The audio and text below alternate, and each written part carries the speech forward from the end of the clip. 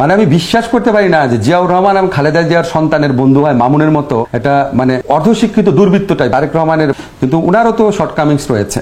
যেমন ধরেন উনি যেই ল্যাঙ্গুয়েজে কথা বলতেন সেটা ভবিষ্যৎ রাষ্ট্রনায়ক সুলভ ছিল না। সবচেয়ে বড় কথা ওনার আশেপাশে যে মানুষগুলো ছিল, মানে আমি বিশ্বাস করতে পারি না যে জিয়াউর রহমান এবং খালেদা জিয়ার সন্তানের বন্ধু হয় মামুনের মতো এটা মানে অর্ধশিক্ষিত দুর্বৃত্ত টাইপের ছেলে। এটা তো এই দোষ তো তার সজীবদের জয়ের নাই। সজীবদের জয়ের বন্ধু যারা আছে তারা অসৎ হইতে পারে বা যারা তার বন্ধুর পরিচয় দেয় বা তারা কুশাসন করতে পারে, কিন্তু তারা শিক্ষিত মার্জিত একটা লেভেল আছে। তো আমার কাছে এই জিনিসটা অ্যালার্মিং লাগে। উনার মতো একটা মানুষ, জিয়াউর রহমানের ছেলে, খালেদা জিয়ার ছেলে, উনার বন্ধু এই এত নিম্ন শ্রেণীর হয় কি করে? সেটা আমার কাছে খুব আশঙ্কার মনে হয় যে উনি যদি আসে, উনি যদি এরকম লোক দ্বারাই সারাউন্ডেড থাকে। এবং আমি এই প্রসঙ্গে আপনাকে বলে রাখি, আমি খুবই আশা করেছিলাম, উনি ইংল্যান্ডে বহু বছর যাবত আছেন, আমি খুবই আশা করেছিলাম যেহেতু বাংলাদেশের রাজনীতিবিদদের আইন বিষয়ে পড়াশোনা করার একটা বিরাট ঐতিহ্য রয়েছে, উনি এই সময়টাকে ইউটিলাইজ করে উনি একটা ধরেন উনি যদি ব্যারিস্টার হয়ে আসতে, আপনি খেয়াল করেন ব্যারিস্টার তারেক রহমান অন্যরকম শোনাতো না, মানে উনি কেন করলো না? এত একটা বড় সুযোগ থাকা সত্ত্বেও আমি এটা বুঝতে অক্ষম। আমাদের শ্রদ্ধেয় শিক্ষক আসিফ নজরুল স্যারের এই বক্তব্য শুনবার পর স্যারের প্রতি আমার একটু মায়া লাগতেছে, একটু সহানুভূতি কাজ করতেছে যে স্যার অন্ততপক্ষে তার অতীত জীবনে অনেক সত্যি কথা বলেছিলেন। বাংলাদেশের দুঃখ আসিফ নজরুল, আর আসিফ নজরুলের দুঃখ তার অতীতের সব ফেসবুক স্ট্যাটাস। আসিফ স্যার তার ফেসবুক স্ট্যাটাসে এত নীতি এবং নৈতিকতার গল্প শোনাতেন যেটা এখন তার উল্টো, তিনি তার কাজ তার সবকিছু এখন সেই নীতি নৈতিকতার ঠিক উল্টো দিকে অবস্থান করছে। সেই জন্য লোকজন তাকে প্রচুর পরিমাণে ট্রল করে। মূল প্রসঙ্গে আসি।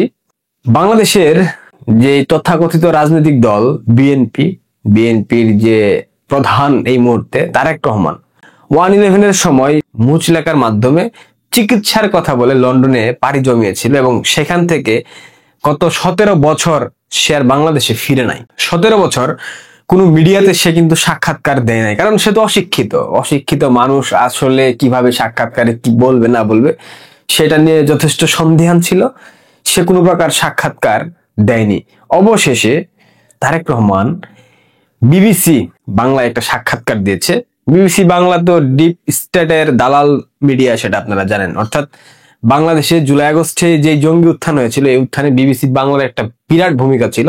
তারপরেও যেহেতু ইন্টারন্যাশনাল প্ল্যাটফর্ম, সেইখানে তারেক রহমান একটা স্টেটমেন্ট দিয়েছে, অনেক লম্বা স্টেটমেন্ট। প্রথম পর্বের বক্তব্য দেখলাম, সেই ভিডিওটা আপনারা দেখেন। জুলাই গণঅভ্যুত্থানে ক্ষমতাচ্যুত আওয়ামী লীগ, তাদের ব্যাপারে আপনাদের বা বিএনপির অবস্থানটা কি? আসলে আমি 17 বছর যাবৎ প্রবাস জীবনে আছি।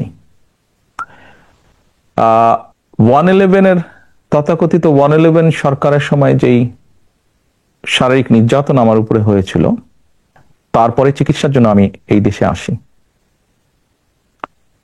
আমি যখন এখানে আসি, আমার ভাইকে আমি রেখে এসেছিলাম, ছোট ভাইকে। আমি যখন এই দেশে আসি, আমার সুস্থ মাকে আমি রেখে এসেছিলাম। একটি ঘর রেখে এসেছিলাম, যেই ঘরে আমি এবং আমার ছোট ভাই বড় হয়েছি, যেই ঘরে আমার বাবার স্মৃতি ছিল, যেই ঘরে আমাদের 2 ভাইয়ের সন্তানরা জন্মগ্রহণ করেছিল, যেই ঘরে আমার মায়ের বহু স্মৃতি ছিল, সেই স্মৃতিগুলোকে ভেঙে চুরে ধুলায় মিশিয়ে দেওয়া হয়েছে। যে ভাইকে আমি রেখে এসেছিলাম, সেই ভাই এখন আর নেই।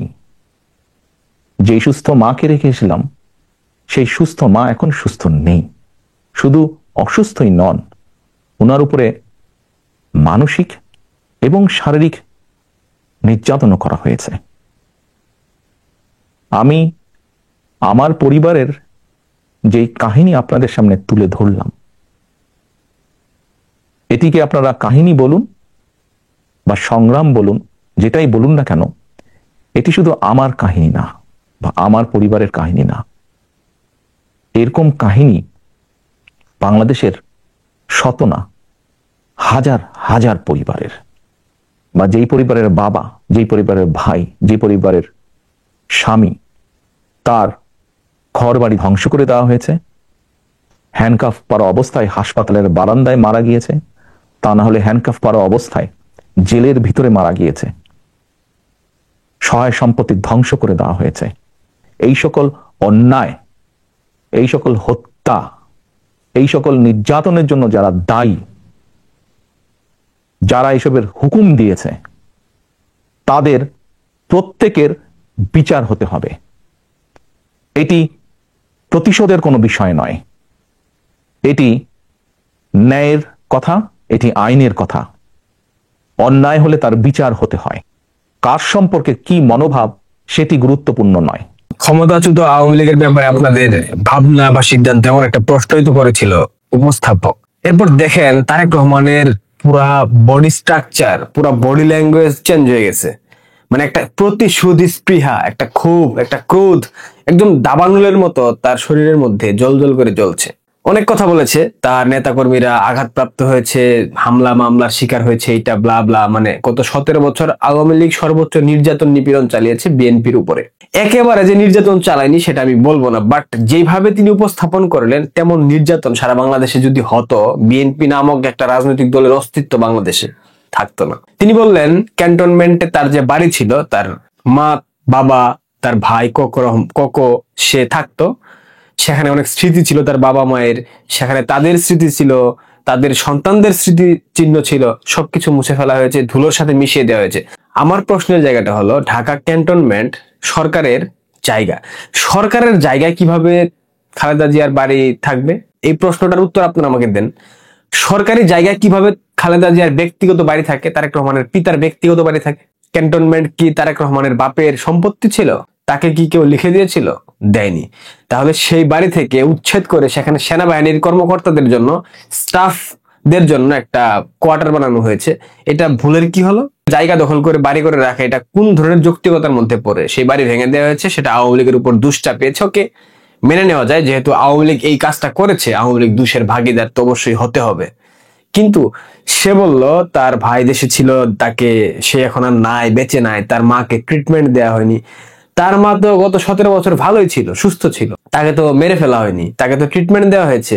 এখন তো তিনি মুক্ত অবাধে চলছেন। তিনি নাকি শুনলাম ফেনী থেকে নির্বাচনও করবেন, এবং শুনেছি তিনি নাকি এখন প্রতিনিয়ত মদও গিলেন, লাল পানি গিলেন। আমরা এও শুনতে পেয়েছি যখন এভার কেয়ারে খালেদা জিয়া অসুস্থ ছিল, তখন তারেক রহমান তাকে মেরে ফেলার চেষ্টা করেছিল, মেরে ফেলে আন্দোলন বেগবান করার চেষ্টা করেছিল। এত লম্বা লম্বা লেকচার দিচ্ছেন, 17 বছর আপনি দেশের বাইরে, সব থেকে বড় যে গুরুত্বপূর্ণ টপিক আপনি কথা বলেছেন, 17 বছর বাইরে আছেন, আপনাকে কি আওয়ামী লীগের শাসনামলে দেশের বাইরে যেতে হয়েছে? 111 111 সরকার কি আওয়ামী সমর্থিত সরকার ছিল?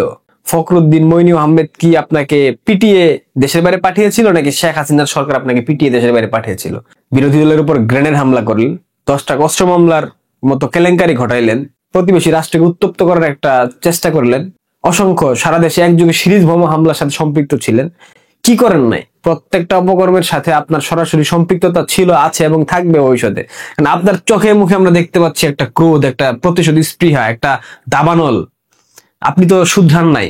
অনেকেই বলে 17 বছর রাজনৈতিক ভাবে প্রজ্ঞাবান হয়েছেন, ম্যাচিউরড হয়েছেন, কথা বলার ভঙ্গি চেঞ্জ হয়ে গেছে, কিন্তু আমি তো দেখতে পাচ্ছি আপনি আগের যে খাম্বা চূড়া ছিলেন, এখন আপনি পিলার চূড়া হয়ে যাবেন। কারণ আপনার মধ্যে সেই ইয়া তো আমরা দেখি না। আপনি প্রত্যেকটা দোষ আওয়ামী লীগের উপর চাপিয়ে দিলেন।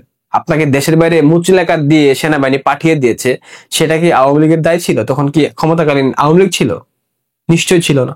17 বছর দেশে আসতে পারেন নাই, দেশে আসতে পারবেন না, এটা আমরা জানি। কারণ আপনি পারলেও দেশে আসবেন না, কারণ আপনি জানেন আপনি মুচলেকা দিয়েছেন আর রাজনীতি করবেন না এই শর্তে।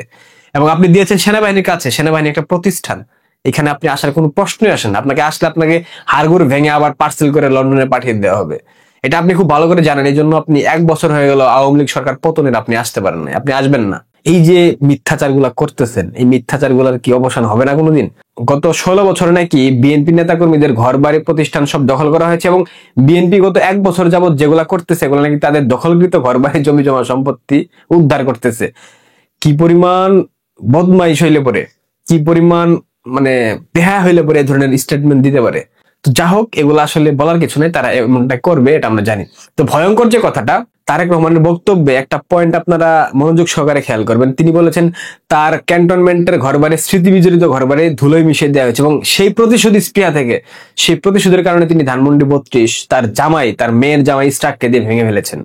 ইস্ট্রাক কিন্তু ধানমন্ডি 32 ভাঙার পেছনে সরাসরি সম্পৃক্ত ছিল।